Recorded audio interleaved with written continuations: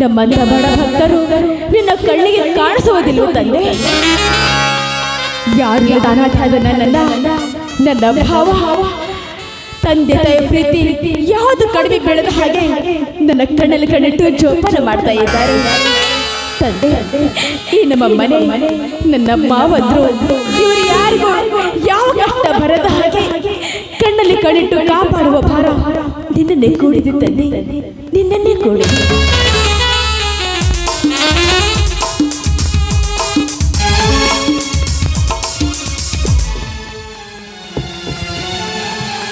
ಗಂಗಾ ಗಂಗಾ ಅಣ್ಣಂದಿರಲ್ಲಿ ಹೋಗಿದ್ದಾರಮ್ಮ? ಅವರು ಹೊರಗಡೆ ಹೋಗಿದ್ದಾರೆ. ಮಾವ ಚೆನ್ನಾಗಿದ್ದೀರಾ? ಹಾ ಚೆನ್ನಾಗಿದ್ದಾರೆ, ಈಗ ಬಂದಷ್ಟೇ. ಅರ್ಜುನ್ ಮಾವ ಹಾವನೂರು ದ್ಯಾಮನ ಜಾತ್ರೆಯಲ್ಲಿ ಚಕ್ಕಡಿ ಸ್ಪರ್ಧೆ ಇದೆ, ಅದಕ್ಕೆ ಹೋಗಿದ್ದಾರೆ.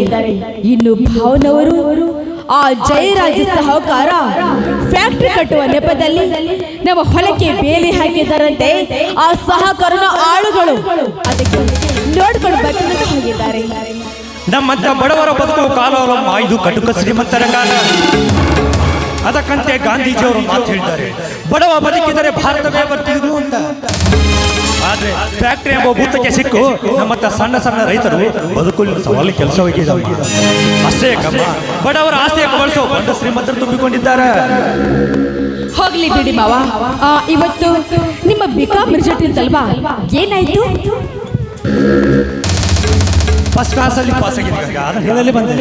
ಹೌದಾ ಮಾವ, ನನಗಂತೂ ತುಂಬಾ ಸಂತೋಷ ಆಗ್ತಾ ಇದೆ. ಆ ದೇವ್ರ ಮನೆ ಯಾವಾಗ್ಲೂ ಹೀಗೆ ಸಂತೋಷವಾಗಿ ಚೆನ್ನಾಗಿರ್ತಿರ್ಲಿ. ದೇವರು ಎಲ್ಲಿದ್ದಾನ ಮಾನಿನ ದೇವರು? ಗರ್ಭಗುಡಿಯಲ್ಲಿ ಕಲ್ಲಲ್ಲಿ ಕಲ್ಲಾಗಿ ಕುಂತಿದ್ದಾನೆ ನಿನ್ನ ದೇವರು. ಈ ನಿನ್ನ ದೇವರು ನಮ್ಮಂತ ಬಡವರ ಕಾಯ್ತಿದ್ದಾದ್ರ ಈ ನಿನ್ನ ದೇವರ ದೊಡ್ಡ ದೊಡ್ಡ ದೇವಸ್ಥಾನದೊಳಗ ತನ್ನ ಹಣಿ ಮೇಲಿರುವಂತ ಕಿರೀಟ ಕಾಯಕ ಮಾನವನಿರುವಂತ ಸಿಸಿ ಕ್ಯಾಮೆರಾಗಳು ಹಾಕಿರ್ತಾ ಇದ್ವು. ಅಷ್ಟೇ ಕಮ್ಮ ಭಕ್ತ ಮಾಡಿದ ಆಭರಣ ಕಾಯಕ ಪೊಲೀಸ್ ಬಂದೋಬಸ್ತ್ ಹಾಕಿರ್ತಾ ಇತ್ತು. ತನ್ನ ಹಣಿ ಮೇಲಿರುವಂತ ಕಿರೀಟ ಮೈ ಮೇಲಿರುವಂತ ಆಭರಣ ಕಾಯ್ಕೊಳ್ಳೋ ಶಕ್ತಿನ ನಿನ್ನ ದೇವರು ಇಲ್ಲದಿರುವಾಗ ನಮ್ಮಂತ ಬಡವರು ಕಾಯ್ತಾಳೆ ಅಮ್ಮ ನಿನ್ನ ದೇವರು. ಯಾವಾಗ ಬಂದಪ್ಪ ಶಂಕರ? ಬಂದ ತಕ್ಷಣ ದೇವ್ರನ್ನ ಬೈತಾ ಇದೆಯಲ್ಲೋ, ದೇವ್ರು ಏನೋ ನಿನಗೆ ತಪ್ಪು ಮಾಡ್ದ? ಬನ್ನಿ ಭಾವ, ಶಂಕರ್ ಮಾವ ಬಿಕಾಂ ಪರೀಕ್ಷೆಯಲ್ಲಿ ಇಡೀ ಜಿಲ್ಲೆಗೆ ಫಸ್ಟ್ ರ್ಯಾಂಕ್ ಬಂದಿದ್ದಾರೆ. ಅದಕ್ಕೆ ಆ ದೇವ್ರು ನಿಮ್ಮನ್ನ ಚೆನ್ನಾಗಿಟ್ಟಿರ್ಲಿ ಅಂದೆ. ಅದಕ್ಕಾಗಿ ಅಲ್ಲಪ್ಪ, ಬಡತನದಲ್ಲಿ ಒದ್ದಾಡ್ತಿರುವ ನಮಗೆ ನೀನು ಫಸ್ಟ್ ಕ್ಲಾಸ್ನಲ್ಲಿ ಪಾಸ್ ಆಗಿದೆ ಅಂತ ತುಂಬಾ ಸಂತೋಷ ಪಡಿಬೇಕು. ಅಂತದ್ರಲ್ಲಿ ದೇವರನ್ನ ಬೈತಾ ಇದೆಯಲ್ಲೋ. ಅಣ್ಣ, ತಂದೆ ತಾಯಿಗಿಂತ ಮಿಗಿಲಾದ ದೇವರಿಲ್ಲ ಅಂತ ಬಲ್ಲವರಿದ್ದಾರೆ. ಅವ್ರಿಗಿಂತ ಮಿಗಿಲಾದ ಆಶೀರ್ವಾದ ನೀಡನ್ನ ಈ ನಿನ್ನ ತಮ್ಮನಿಗೆ. ನೀವು ಓದಿದ ಅನುಗುಣವಾಗಿ ಯಾವುದಾದ್ರು ಒಂದು ನೌಕರಿಯನ್ನು ಪಡೆದುಕೊಂಡ್ರೆ ನೀವು ಶಾಲೆ ಕಲಿತಿದ್ದಕ್ಕೂ ಸಾರ್ಥಕವಾಗುತ್ತೆ. ಗಂಗಾ, ನಮ್ಮಂಥವ್ರಿಗೆ ಎಲ್ಲಿ ಸಿಗಬೇಕಮ್ಮ ನೌಕರಿ? ಹದಗೆಟ್ಟು ಹೊಲಸು ಕೊಳತು ನಾರತ್ತಿರುವ ರಾಜಕೀಯ ರಾಕ್ಷಸರು ತುಂಬಿಕೊಂಡಿರುವಾಗ ನಮ್ಮಂಥವ್ರಿಗೆ ಎಲ್ಲಿ ಸಿಗಬೇಕಮ್ಮ ನೌಕರಿ? ಯಾಕೋ ಶಂಕರ, ನಾನಿದ್ದೀನಿ, ಬೇಕಾದ್ರೆ ನೀನು ನನ್ನ ಅರ್ಜುನ ಇದ್ದಾನೆ. ನಮ್ಗೆ ಎಷ್ಟೇ ಕಷ್ಟ ಬರ್ತದೆ, ನಿನ್ನ ನೌಕರಿ ಹಸ್ತು ಜವಾಬ್ದಾರಿ ನಮ್ದಪ್ಪ. ನೋಡು, ನನ್ನ ಹೊಲದಲ್ಲಿ ಆಗದೆ ಹೋದ್ರು ಇನ್ನೊಬ್ಬರ ಹೊಲದಲ್ಲಿ ಕೂಲಿ ನಾಲೆ ಆದ್ರೂ ಮಾಡಿ ನಿನಗೆ ನೌಕರಿ ಹಚ್ಚೋ ಜವಾಬ್ದಾರಿ ನಮ್ದು. ಅಣ್ಣ, ಆಡು ಹಸಿದಿದೆ ಅಂದ್ರೆ ಹಿಡಿ ಕಾಳು ಹಾಕಿ ಹಸಿವಿನಿಗಿಸಬಲ್ಲ ಈ ಬಡವ. ಅದೇ ಆನೆ ಬಂದು ಹಸಿದೆ ನಿಂತಾರೆ ಹಸಿವಿನಿಗಿಸಬಲ್ಲನೇ ಬಡವ. ಸಾಧ್ಯವಿಲ್ಲ ಅಣ್ಣ, ಸಾಧ್ಯವಿಲ್ಲ. ಹೋಗ್ಲೇನಾ ಜಯರಾಜನ ಆಳುಗಳು ನಮ್ಮ ತೋಟಕ್ಕೆ ಬೇಲಿ ಹಾಕಿದ್ರಂತೆ, ಏನಾಯ್ತನ? ಹೌದಪ್ಪ, ಆ ಜಯರಾಜ ಸಾವುಕಾರ ತನ್ನ ಆಸ್ತಿಯಲ್ಲಿ ಯಾವುದೋ ಒಂದು ಫ್ಯಾಕ್ಟ್ರಿ ಕಟ್ತಾರೆ. ಅವನು ಫ್ಯಾಕ್ಟ್ರಿಗೆ ಹೋಗ್ಬೇಕಾದ್ರೆ ನಮ್ಮ 3 ಎಕರೆ ಜಮೀನು ಅವನಿಗೆ ದಾರಿಯಾಗಿದೆ. ಆ 3 ಎಕರೆ ಜಮೀನನ್ನ ಬಿಟ್ಟು ಕೊಡು ಅಂದ. ಇಲ್ಲ ಇಲ್ಲ, ನಾ ಹೆತ್ತ ತಾಯಿನ ಮಾರಿಕೊಳ್ಳುವುದಿಲ್ಲ ಅಂದಿದ್ದಕ್ಕೆ ಅವರ ಆಳುಗಳ ಕಡೆಯಿಂದ ನಮ್ಮ ಹೊಲಕ್ಕೆ ಬೇಲಿ ಹಾಕ್ಸೋದಕ್ಕೆ ಮುಂದಾಗಿದ್ದಾರೆ. ಬೇಲಿ ಹಾಕ್ಸೋದಕ್ಕೆ ತಡೆಯೋದಕ್ಕೆ ಹೋದ್ರೆ ಆ ಬಂಡ ಬಡ್ಡಿ ಮಗ ಅವರ ಆಳುಗಳ ಕಡೆಯಿಂದ ನನ್ನ ಮೈಯೆಲ್ಲ ಬಾಸುಂದೆ ಬರುವ ಬಿಟ್ಟ. ಧನಿಕರ ದರ್ಪಕ್ಕೆ ಹೆದರ್ಬಾರ್ದಣ್ಣ. ಧನಿಕರ ದರ್ಪಕ್ಕೆ ಇದ್ರ ರೀತಿ ಉತ್ತರ ಕೊಟ್ಟಾಗ ನಮ್ಮಂತ ಬಡವರು ಬದುಕಲು ಸಾಧ್ಯ. ಶಂಕರ, ನೀನು ಹೇಳೋದೇನೋ ನಿಜ, ಆದ್ರೆ ಅವರು ಶ್ರೀಮಂತರಪ್ಪ, ಅವ್ರ ಜೊತೆ ನಾವು ಯುದ್ಧ ಮಾಡೋಕ್ಕಾಗೋದಿಲ್ಲ. ನೋಡು, ಈ ವಿಷಯ ನನಗೆ ನಿನಗೆ ಅಷ್ಟೇ ಗೊತ್ತಿರಲಿ.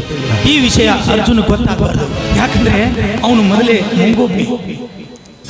ನೋಡೋಣ ಎನ್ಸಿದ್ರಾಗ ಅರ್ಜುನ್ ಮಾವ ಬಂದೇ ಬಿಟ್ಟು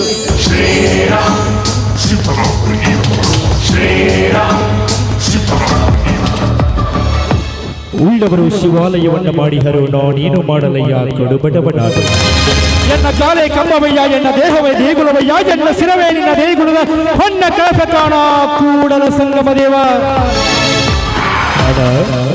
ಈ ವಚನವನ್ನು ನನಗೆ 1000 ಸಾರಿ ಹೇಳಿ ಬುದ್ಧಿ ಮಾತಾಡ್ತಾ ಇದ್ರಿ. ಈ ಬಡವರು ಭೂಮಿ ಮೇಲೆ ಹೆಂಗೆ ಬದುಕಬೇಕು ಅಂದ್ರ ಬಡವರು ಬದುಕೋದನ್ನ ನೋಡಿ ಶ್ರೀಮಂತರು ಉರ್ಕೊಂಡು ಸಾಯ್ಬೇಕು ಹಂಗ ಬದುಕಬೇಕು ಅಂತ ಹೇಳ್ತಾ ಇದ್ರಿ. ಇವತ್ತು ನೋಡಿದ್ರೆ ನೀವೇ ಕಣ್ಣೀರು ಹಾಕ್ತಾ ಇದ್ರಲ್ಲ, ಏನಾಗಿದೆ ನಿಮಗೆ? ಅರ್ಜುನ, ಈ ಕಣ್ಣೀರು ಸಂತೋಷದ ಕಣ್ಣೀರಪ್ಪ. ಯಾಕಂದ್ರೆ ನಿನ್ನ ತಮ್ಮ ಶಂಕರ ಫಸ್ಟ್ ಕ್ಲಾಸ್ನಲ್ಲಿ ಪಾಸ್ ಆಗಿದ್ದಾನೆ. ಹೌದೇನು ಶಂಕರ? ಹೌದಲ್ಲ, ಆ ರಾಮಾಯಣದಲ್ಲಿ ರಾಮ ಲಕ್ಷ್ಮಣಗೆ ಆಶೀರ್ವಾದ ಮಾಡಿದಾಗೆ ಈ ನಿನ್ನ ತಮ್ಮನಿಗೆ ಆಶೀರ್ವಾದ ನೀಡಲ್ಲ. ಬಡತನದಲ್ಲಿ ಹುಟ್ಟಿದ್ರು ಕೂಡ ಇವತ್ತು ನನ್ನ ತಮ್ಮ ಬಿಕಾಂ ಪದವೀಧರ. ಶಂಕರ, ನೀನ ಮನೆಗೆ ಅಷ್ಟೇ ಅಲ್ಲ, ಇಡೀ ನಮ್ಮ ಊರಿಗೆ ಕೀರ್ತಿ ತಂದ್ಬಿಟ್ಟೆ. ಅದೇನೋ ಹಾವನೂರು ದ್ಯಾಮನ ಜಾತ್ರೆಯಲ್ಲಿ ಚಕ್ಕಡಿ ಸ್ಪರ್ಧೆಯಲ್ಲಿ ಹೋಗ್ತೀನಿ ಅಂತ ಹೇಳಿದ್ರಲ್ಲ, ಏನಾಯ್ತು? ಗಂಗಾ, ಹಿಂದೆ ಶ್ರೀಕೃಷ್ಣ ಪರಮಾತ್ಮ ಅರ್ಜುನಿಗೆ ಸಾರಥಿಯಾಗಿ ಪಾಂಡವರಿಗೆ ಗೆಲುವು ತಂದುಕೊಟ್ಟ. ಕಾರಣ ಪಾಂಡವರು ಈ ಭೂಮಿ ಮೇಲೆ ಬದುಕಿದ್ರೆ ಸತ್ಯ ನ್ಯಾಯ ನೀತಿಯನ್ನು ಕಾಪಾಡ್ಕೊಂಡು ಹೋಗ್ತಾರೆ ಅನ್ನೋ ಭರವಸೆ ಆ ಶ್ರೀಕೃಷ್ಣ ಪರಮಾತ್ಮನಿಗೆ.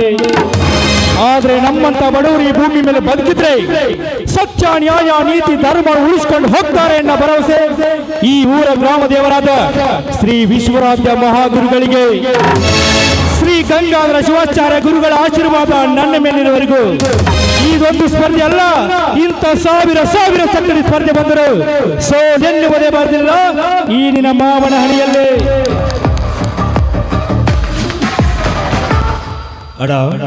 ಸೋಲಿನ ಚಕ್ರವನ್ನ ಭೇದಿಸಿ ವಿಜಯ ಮಾಲೆ ಧರಿಸಿ ಬಂದ ಈ ನಿನ್ನ ತಮ್ಮನಿಗೆ ಆಶೀರ್ವಾದ ಮಾಡೋದ. ಅರ್ಜುನ, ಸದಾ ನನ್ನ ಆಶೀರ್ವಾದ ನಿನಗಿಲ್ಲಪ್ಪ. ನೋಡು ಅರ್ಜುನ, ಈ ಕೆಟ್ಟ ಹೋದ ಪ್ರಪಂಚದಲ್ಲಿ ಹೆಣ್ಣು ಮಕ್ಕಳ ಮೇಲೆ ಅನ್ಯಾಯ ಅತ್ಯಾಚಾರ ಮಾಡುವ ದುಷ್ಟರಿಗೆ ಸಿಂಹ ಸ್ವಪ್ನನಾಗು. ದುಷ್ಟ ಬ್ರಿಟಿಷರನ್ನು ಮಧ್ಯರಾತ್ರಿಯಲ್ಲಿ ಒತ್ತು ಓಡಿಸಿದ ಆ ಸಂಗೊಳ್ಳಿ ರಾಯಣ್ಣನಾಗು. ಆಯ್ತಲ್ಲ, ಛತ್ರಪತಿ ಶಿವಾಜಿ ಭಗತ್ ಸಿಂಗ್ ಕ್ರಾಂತಿವೀರ ಸಂಗೊಳ್ಳಿ ರಾಯಣ್ಣ ಜನಿಸಿದ ನಾಡಿನಲ್ಲಿ ಈ ನಾಳೆ ಕಂಡ ಅದ್ಭುತ ಕಲಾವಿದ ಪವರ್ ಸ್ಟಾರ್ ಪುನೀತ್ ರಾಜ್ಕುಮಾರ್ ಹುಟ್ಟಿದ ಕನ್ನಡ ಮಣ್ಣಿನಲ್ಲಿ ಸತ್ಯ ನ್ಯಾಯ ನೀತಿ ಧರ್ಮದಿಂದ ತಲೆ ಎತ್ತಿ ಬಾತೀನಿ ಭಾರತ ಮಾತೆಯ ಹೆಮ್ಮೆಯ ಮಗನಾಗಿ. ಹೌದು ಮಾವ, ಹುಣ್ಣಿಮೆಯ ಚಂದಿರನ ಬೆಳೆದಂತೆ ನಮ್ಮ ಸಂಸಾರ, ಹಾಲಲ್ಲಿ ಸಕ್ಕರೆ ಕೊಡದಂತಾಯ್ತು ನಮ್ಮ ಜೀವನ. ಹೌದು ಅಣ್ಣ, ಇದೇ